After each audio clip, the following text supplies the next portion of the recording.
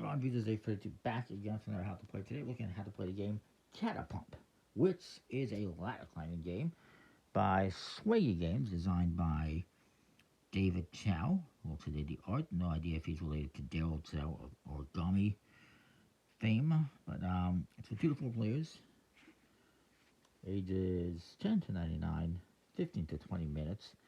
On the inside of this box, there's a foam for rolling dice. I suppose you get 8 die. You're going to use 2 per player. You also have 8 of these soul gems, and each player gets 2. And basically, the way it works is you're going to be, it's a ladder climbing game, so you're trying to set out and get rid of all your cards. At the end of a round, whoever still has, the one player who still has cards left, will lose a soul gem. Once a person has lost both soul gems, they lose the game, and the other players collectively win. So, you also have a deck of cards. There's cards numbered 1 through 10. And there's going to be, wow, some cards left over once you deal them out. I'll explain the setup momentarily here. There are some extra cards in the game. There's these 5 kind of character cards. They have like some kind of special ability. Unfortunately, there's nothing in the rules whatsoever about these cards, so I'll put them aside. We also have these 4 cat Laton cards, which have rules, which we won't get into. These are like variants. And these ones, which are the Madame Mitz, the cat witch, which again has some special rules, which we won't get into. For the setup of a free-player game, you're going to remove the 4 10s. There's a different setup depending on the player count. For instance, for 2 players, you're only going to use numbers 1 through 8, and you're going to use only 3 of each number. There's 4 of each number, 4 10s, 4 1s, etc., etc. For 3 players, you're just using 1 through 9, all 4 of each number, and you're using all the cards for 4 players. This is how many cards total is going to be. 36 in the free-player game. 10 cards each in the free-player game, 9 in the 4, 11 in a 2-player game. And you're going to have 2 to 6 cards left over depending on the player count. So we have 6 cards left over. That's these ones. Incidentally, they ended up being a bunch of 3s and a 4. Should have shuffled, perhaps. Each player is going to get a used dice card and a hell domain card. And what's going to happen is these cards that you have in your hand are called the heaven cards. And every time you play cards from the heaven into the middle of the table into a set, you must then take 1 card from your hand and play it into the hell domain. As long as you have 2 or more cards in the hell domain, you can play them. Unless you have no more heaven cards left, then you can just play 1 by 1. For dice, you're going to be able to use 1 or 2 dice to substitute a number. And what's going to happen is everyone's going to roll 2 dice.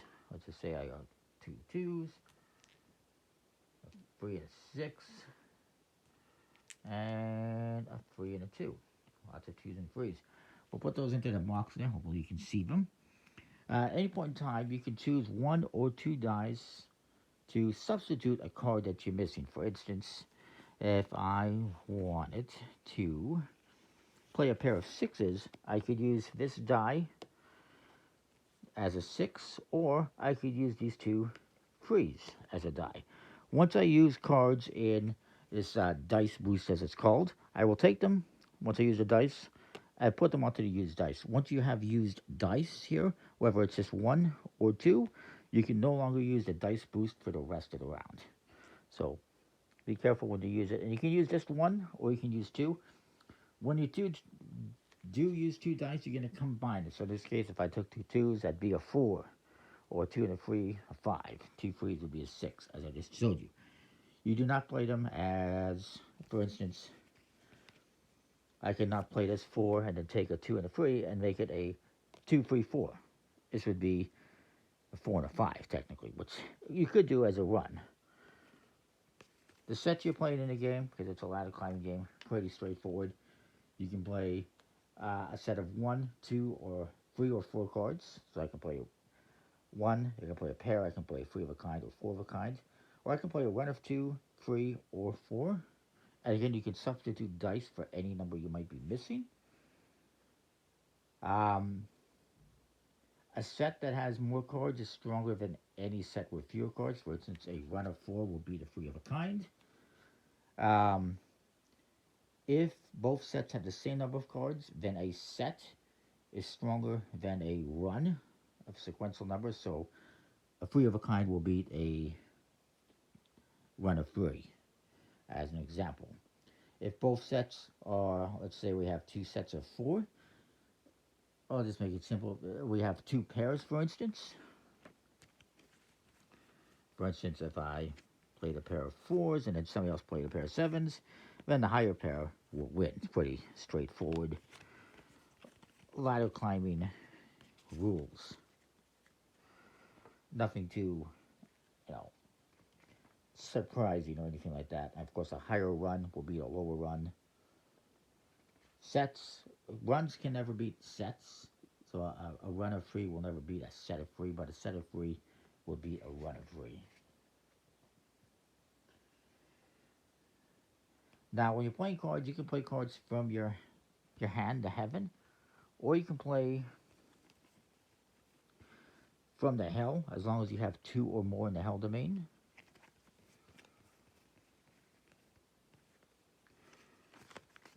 The only way you can play only just one card from your hell domain is if you have no more heaven cards left in your hand, or if you combine it with dice to make a pair.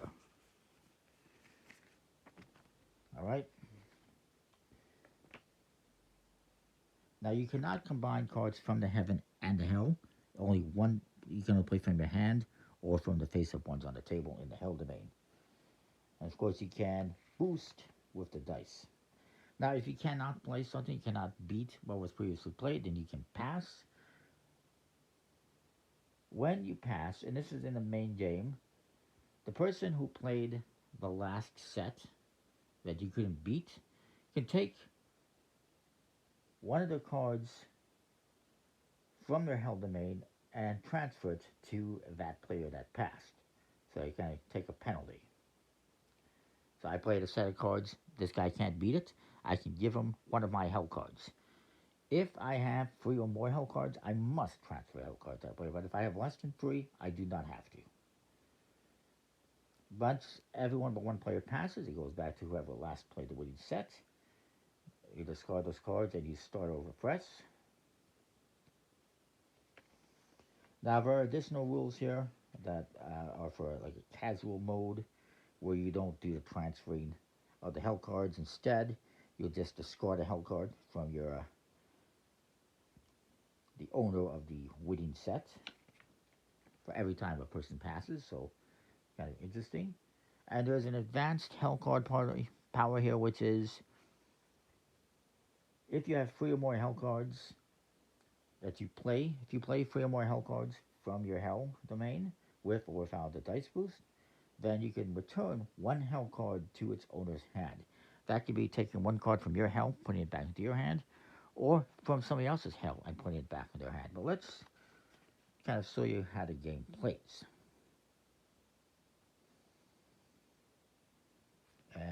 We hold on the dice. There's also a competitive variant for 3 to 4 players where you're going to predict how many. You're going to make a prediction of how many unplayed cards will still. Well, I don't know. There's a prediction element, but we won't get into that. So let's just keep it simple. So let's just say I start off. You just randomly choose a start player. And I play a pair of 4s. The next person can beat this with a higher pair. Or they could beat it with a run of 3 or a 3 of a kind. Let's just say they play this 3 of a kind. Oh, I forgot. Let's just rewind quickly. When I play cards for my heaven, I have to play one into my hell. So maybe I play this 6. Let's just do the 6. Then this guy's going to play. He played that run of 3. So he's going to take a card and play it into his hell domain. Maybe he plays a 9. And then this guy's going to go, if he can. he is going to play, oh, this is fun. He's going to play a 666 and puts a 1 into his held domain. It comes back to me. Can I beat that?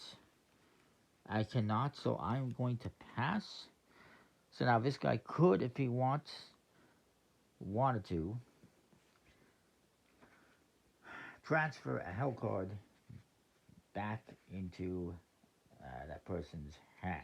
Let me just double check again.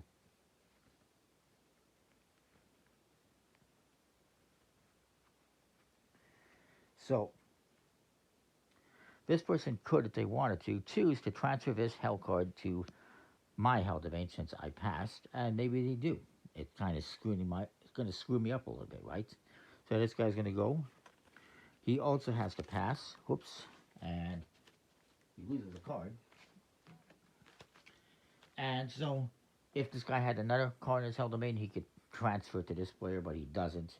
So now, since everyone but one player has passed, we're going to discard his cards. And this player is going to start the next round. So maybe he plays a 1-2.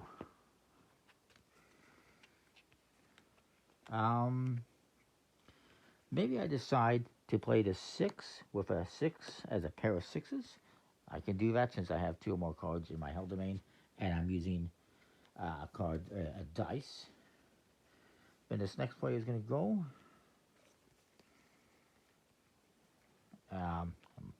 Might as well grab the correct hand. He's going to play a pair of 9s.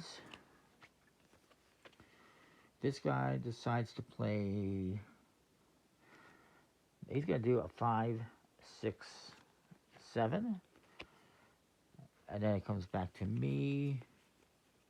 I cannot. Well, I can beat that. I'm going to play 3 5s.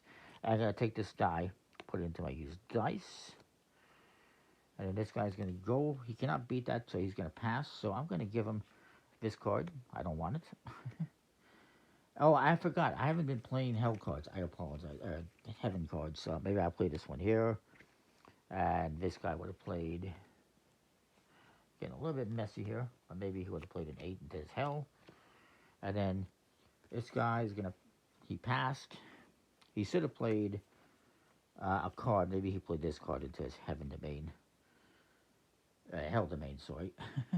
So it comes to this guy. He only has 1 card left. So he has to pass. And so I'm going to give him this too. And everyone but one has passed, so we clear the cards. These dice are going to go onto his used dice card. We'll clear those. And he's got 2 cards in his hell.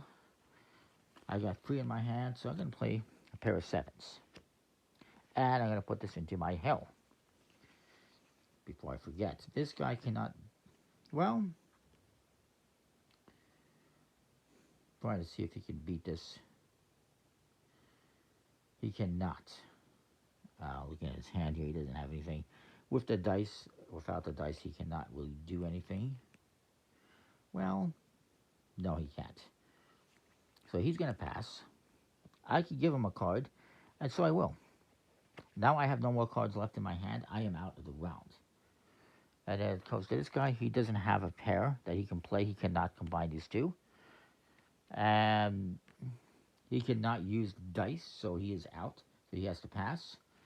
So, I'll discard these cards. Since I am out, the next person in turn order is going to start. So it's going to be this guy. He decides to play these pair of 1s. When you play cards from your hell domain, you do not play a card from your heaven into your hell. So he's played these 2 8s. This guy, or 2 1s, sorry.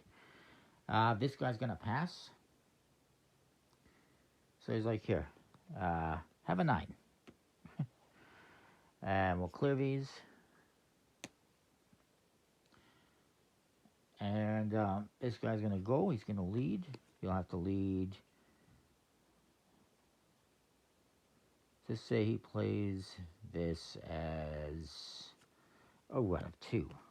Well, this guy's going to play this run here from his hell domain. Why not? And he beats that. And this guy has to pass. Well, actually, no, he doesn't. He's going to play this 4 with these 2s as a pair of 4s. And now this guy has to pass. He does not. He could give him a card. He could give him this hell card, and now he is out of cards. And these would go here, of course. And so that's the end of the round. So this guy still has cards left. He's going to lose a soul gem, and then we're going to reshuffle and redeal. Now, the dice are going to go back into the pool here. We're going to re-roll and everything. There is one thing that's going to change now in the subsequent round. As I'll deal out cards here very quickly. We'll just give everyone a hand of cards, basically. So what's going to happen in the subsequent round is everyone's going to roll the dice again, just like before. And we'll put these in here. I think that was on a 1. But then, this guy who lost a soul gem is going to look at his cards. He actually could use one more card. And he gets to choose one of these dice to reserve. So he's going to reserve the 5, because then he can play it as a pair of 5s. And he can put this here in front of him, and it is now reserved. So then you play again as before. At any point in time, this player can use this 5 for his dice boost to maybe, play this pair of 5s. It's reserved. Nobody else can use that one. However, if he doesn't use this 5 and maybe uses this 2 instead, he can no longer use this one. And this would go back in here. So it's a kind of a use it or lose it. If you don't use the die that you put aside for yourself, that you reserved, then you will lose it if you use a different die. So that's kind of how it works. I will say the cards, I wish were slightly better quality. They don't have a linen finish, and it's an okay stock, but it could be a little bit better. It's a pretty interesting game. Again, once a person loses both the soul gems, they lose the game. That's it.